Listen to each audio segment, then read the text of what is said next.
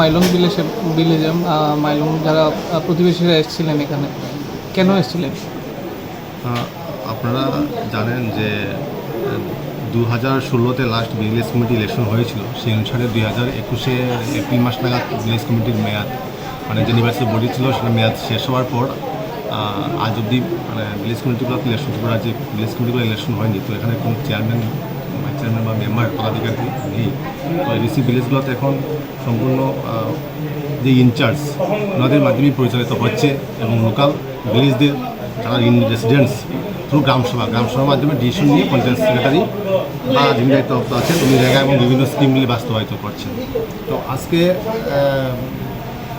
বলে আমাদের এখানের এই মাইলংয়েরই কিছু জনসাধারণ এসছেন।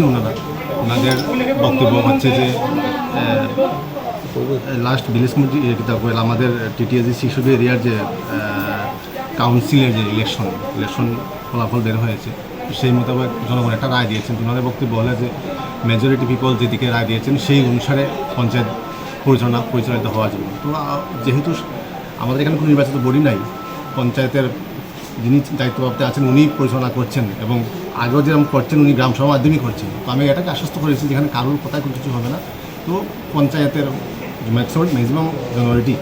ম্যাক্সিমাম জনগণ যেটা চায় আর গ্রামসভার মাধ্যমে ওনারা প্রজেক্ট তুলে এনে জনগণের মতামতকে অগ্রাধিকার দিয়ে ওনারা লোকাল প্রজেক্টগুলো বাস্তবায়িত করবেন এবং জনগণকে জানিয়েই করবেন। আজকে কোনো দলের পক্ষে থেকে এটা দেওয়া হয়েছে? আজকে